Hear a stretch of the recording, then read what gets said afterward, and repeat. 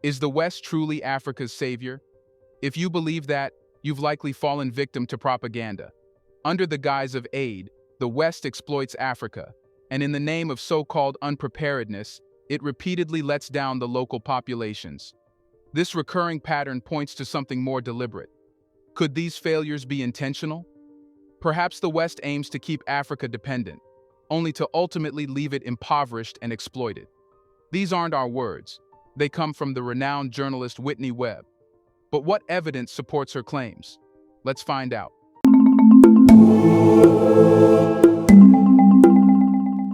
A lot of times government incompetence is the excuse. So just talking about financial policy and stuff. I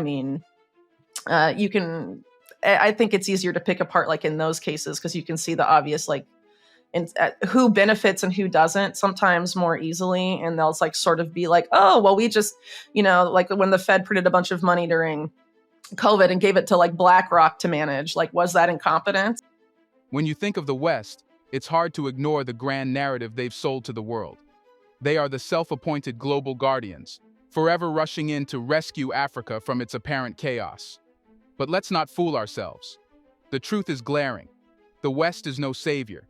In fact, they're the creators of much of Africa's chaos, playing a game so meticulously designed that we've been blind to its most sinister moves. From colonialism to the COVID-19 pandemic, and now in the era of AI and global economic instability, Africa has been subjected to a complex web of manipulation, all at the hands of the West. Whether through economic aid, development loans, or health interventions, the West has repeatedly used crises as an opportunity to exploit Africa. In every global catastrophe, the narrative is the same. Africa is left to struggle while the West consolidates its power. But this isn't incompetence or mismanagement. It's a deliberate and calculated game designed to keep Africa in perpetual dependency. And this isn't what we are saying, this is what the very known Whitney Webb said. But what made her say this? To start, let's talk about the comforting myth that the West's involvement in African crises is just due to incompetence or lack of preparedness. Is it incompetence or is it intentional? Was that incompetence or is that corruption? And so, a lot of times they try and absolve themselves of when they sort of get caught or start to get caught for something corrupt, they'll be oh, don't look any further. We're just really stupid, But if you consider just the massive amount of wealth transfer that's happened in the past 20 years to the people at the very top, obviously, well, I think it's obvious, but that can't all have been because of incompetence, The global crises of the 21st century, from financial collapses to the COVID-19 pandemic, have all had one thing in common. Africa is always on the receiving end of devastation. Every time the West fumbles, Africa suffers the most. Yet the explanation we're given is always the same: unforeseen circumstances, incompetence, or lack of preparedness. But this tired excuse of incompetence can only be stretched so far before it starts to unravel. Take the COVID-19 pandemic as an example.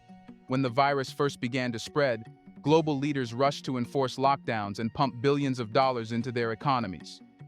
While the Western powers quickly secured vaccines, Africa was left with experimental drugs, faulty supply chains, and a trickle of support.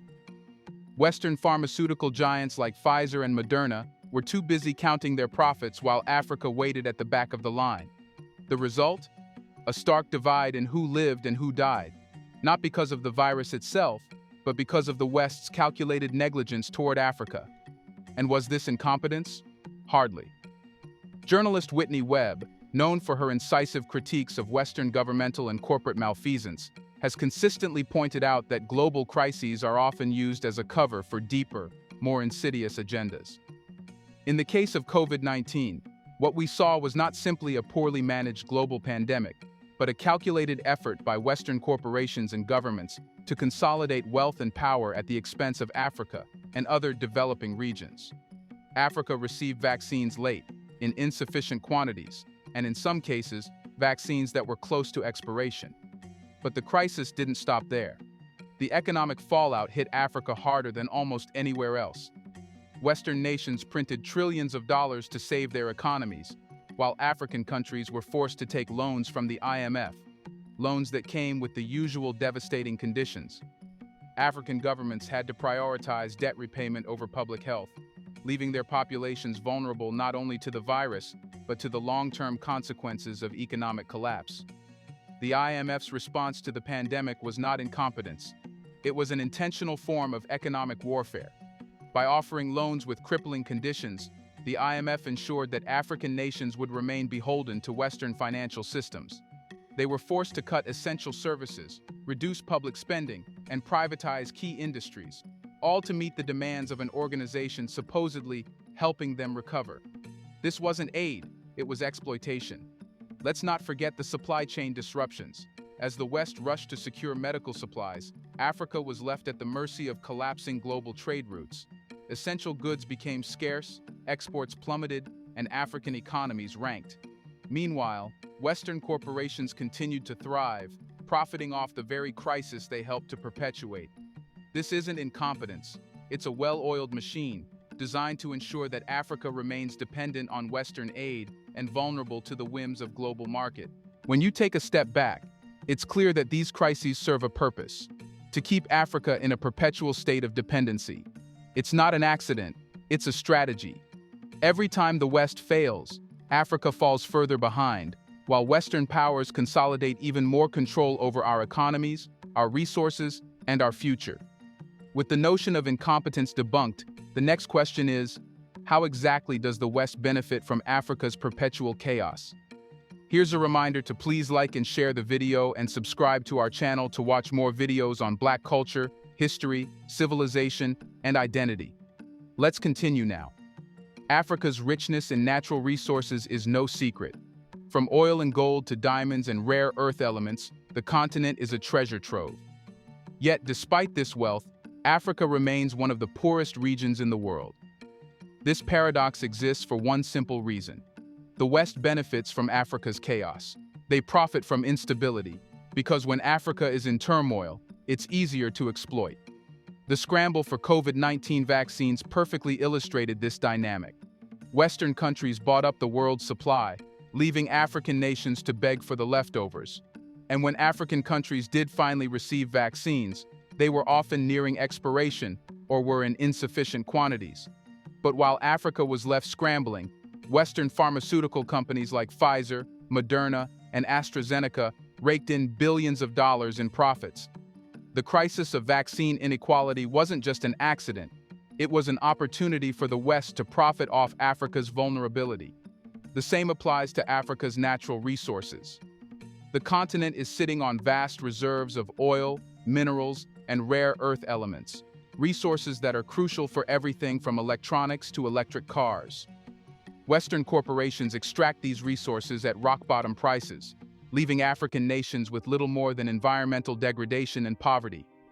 Meanwhile, Western countries and corporations get richer, building their economies on the back of Africa's suffering, and it doesn't stop there. The IMF and World Bank, institutions that claim to be helping Africa develop, are, in reality, key players in keeping the continent in a state of economic dependency. Every time Africa experiences a crisis, these institutions step in with loans and financial aid packages that come with crippling conditions. African countries are forced to privatize industries, open their markets to Western corporations, and adopt austerity measures that hurt the most vulnerable. But it's not just about loans. The West profits from Africa's chaos in other ways too. AI is the latest frontier in the West's exploitation of Africa. While Western countries push AI as a development tool for Africa, the reality is that AI will likely deepen Africa's dependency on Western technology. African governments are being sold the idea that AI will revolutionize their economies, but the patents, data, and infrastructure needed to harness AI are all controlled by Western corporations. Once again, Africa is being sold a solution that will only make it more dependent on the West. Consider the extraction of data, often called the new oil of the 21st century. African governments and companies are increasingly turning to AI and digital technologies to drive development. However, who controls the servers, the patents, and the infrastructure? It's not Africa. Western tech giants dominate the landscape, harvesting African data for their own profit while leaving African nations with little to show for it. This is no accident. It's part of a broader strategy. The West needs Africa to remain poor because poverty ensures dependency. When African countries are struggling, they are forced to accept loans, aid, and investment from Western countries and corporations. And with each loan comes more strings, more conditions, and more control. Africa's chaos is the West's profit machine. Given this reality, it's no wonder that the institutions designed to help Africa, like the IMF, World Bank, and WHO, are in fact the very ones keeping the continent trapped in this cycle of exploitation. But can Africa ever truly trust these institutions? The short answer? Absolutely not. The IMF, World Bank, and WHO may present themselves as benevolent organizations, but their actions speak louder than their promises. These institutions are not designed to help Africa. They are designed to control it. They are the tools of Western economic dominance, ensuring that Africa remains trapped in a cycle of debt, dependency, and exploitation. Take the IMF's Structural Adjustment Programs (SAPs), for example. These programs are imposed on African nations as a condition for receiving loans. The idea is that by implementing market-friendly reforms, such as privatizing industries, cutting government spending, and opening up markets, African economies will grow. But the reality is far more devastating. SAPs have destroyed local industries, decimated public services, and left African governments at the mercy of foreign corporations. The result? African countries are saddled with debt, unable to provide for their people, and trapped in a cycle of poverty. Consider the case of Ghana in the 1980s. After accepting IMF loans, the country was forced to cut public spending, privatize state-owned enterprises, and open its markets to foreign competition. What happened after that? Ghana's economy collapsed, unemployment skyrocketed, and poverty deepened. The IMF's solution didn't solve Ghana's problems, it made them worse. And it's not just the IMF. The World Bank is equally complicit in Africa's exploitation. The World Bank's development projects are often nothing more than thinly veiled attempts to open up African markets to Western corporations. These projects prioritize the interests of multinational corporations over the needs of local communities. In many cases, they've led to environmental destruction, displacement, and deepening inequality. The WHO is no different. During the COVID-19 pandemic, the WHO played a key role in distributing vaccines to developing countries. But when it came to Africa, their response was pitiful. Africa was left with limited access to vaccines, and when they did arrive, they were often of substandard quality. The health of African citizens was not a priority. It was all about maintaining Western control over the global health system. The message is clear. These institutions are not here to help Africa. They are here to control it. And if African leaders dare to challenge them, they are swiftly punished. Economic sanctions, political interference, and even regime change. These are the tools the West uses to keep Africa in line. Look at what happened to Robert Mugabe in Zimbabwe. When Mugabe nationalized industries and took control of the country's resources, the West responded with crippling sanctions. Zimbabwe's economy was destroyed, its people suffered, and Mugabe was vilified on the global stage, all because he dared to challenge Western control. And let's not forget Libya under Gaddafi. When Gaddafi proposed creating a unified African currency that would rival the dollar and euro, the West responded with military intervention. NATO bombed Libya, Gaddafi was killed, and the country was plunged into chaos. The West cannot allow Africa to become independent. It threatens their entire system of exploitation. So, if Africa can't trust these institutions, what happens when African nations try to stand on their own? What happens when they refuse to play by the West's rules? The moment an African nation tries to break free from Western influence, it faces immediate retaliation. Economic sanctions, regime change, political interference. These are the weapons the West uses to punish any country that dares to assert its independence. But despite these challenges, Africa has shown that it has the potential to stand alone. Rwanda is a prime example. After the genocide in 1994, the country was left in ruins. But instead of turning to the West for aid, Rwanda's government, led by Paul Kagame, chose a different path. Kagame prioritized self-sufficiency, innovation, and regional cooperation. Through these policies, Rwanda has transformed itself into one of the fastest-growing economies in Africa. Today, Rwanda is a symbol of what Africa can achieve when it refuses to play by the West's rules. But Rwanda's success story is not without its challenges. The West is always watching, waiting for an opportunity to reassert its control. The moment an African nation rises, it becomes a target. And the West will stop at nothing to maintain its dominance. Take Libya under Gaddafi, for example. Gaddafi dared to challenge the global economic order by proposing the creation of a unified African currency. This currency would have allowed African nations to trade with each other without relying on the dollar or euro, breaking free from Western financial control. The West saw this as a direct threat, and they responded with military force. NATO bombed Libya, Gaddafi was assassinated, and the country was thrown into chaos. The message was clear: Africa will not be allowed to stand alone. Africa has the potential to be self-sufficient. They have the resources, the talent, and the will. But every time they try to assert our independence, the West steps in to sabotage their efforts. This is not incompetence. It's a deliberate strategy to keep Africa under Western control. However, the tide is beginning to turn. The African Union's efforts to create a Continental Free Trade Area (AfCFTA) are a step in the right direction. By prioritizing intra-African trade over dependence on Western markets, the AfCFTA has the potential to revolutionize African economies. A single market that benefits African nations, rather than the Western corporations that have long profited from Africa's resources, would be a game changer. With Africa increasingly asserting its independence, the question remains: how does the continent prepare for the next crisis? How can Africa ensure it is not caught in the West's exploitation when the next global catastrophe hits? Whitney Webb was right about one thing: the next crisis is inevitable. Something greater than COVID would soon be upon us, whatever that is. So whether it's a giant war, another world war of that sorts, or, something else, COVID 2.0, what we saw during COVID, insane issues with inflation that persist, right?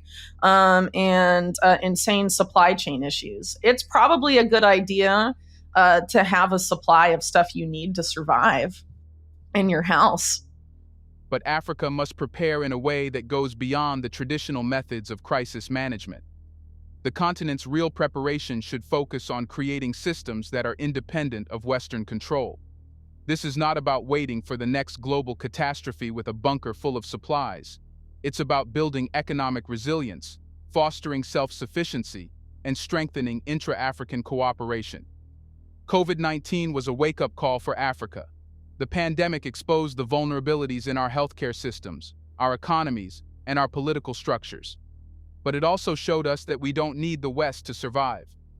Countries like Rwanda and Ghana, which implemented localized solutions to the pandemic, fared much better than those that relied on Western aid. The lesson is clear: self-sufficiency is the key to survival. So, how does Africa prepare for the next crisis? The answer lies in building strong, independent economies. Africa must prioritize local industries, invest in renewable energy, and create regional alliances that strengthen its bargaining power on the global stage. The AfCFTA is a crucial step in this direction. By reducing dependence on Western markets, Africa can build a resilient economy that can weather any storm. But economic resilience is only part of the equation. Africa must also invest in its people. Education, healthcare, and infrastructure are the building blocks of a strong, independent nation. By prioritizing these areas, African governments can ensure that their citizens are prepared to face any crisis, whether it's a pandemic, an economic downturn, or a technological revolution. The AI revolution presents both a challenge and an opportunity for Africa. While Western nations are positioning themselves to dominate the digital economy, Africa has the chance to leapfrog outdated technologies and create a new, innovative future. But this can only happen if African nations invest in their own technological infrastructure, rather than relying on Western corporations to provide it. Data is quickly becoming the most valuable commodity in the global economy, and Africa is sitting on a vast reserve of it. African governments and companies must take control of their data, ensuring that it is used to benefit African citizens, not exploited by Western tech giants. The future of Africa's economy may very well depend on how the continent handles the digital revolution. The next crisis is coming. It's only a matter of time. But Africa doesn't need to face it with fear or dependency. The continent has the resources, the talent, and the will to stand on its own. By rejecting Western influence and building systems that prioritize African interests, Africa can break free from the cycle of exploitation. The West's game of incompetence and manipulation is finally being exposed, and Africa is poised to rise above it. It's time for Africa to forge its own path. The future belongs to us, not to the West. Do you believe Whitney Webb's words will spark real change? Will the West reconsider its actions? Let us know in the comments section. Do you think it's even possible for the West to adapt to the shifting global power dynamics? Do you want to watch more videos like this one? If so, subscribe to our channel and press the bell icon next to it. We have decided to bring videos on something nobody talks about: the Black culture, civilization, history, and evidence about how glorious Blacks have been. Thanks for watching, and until the next video, stay tuned.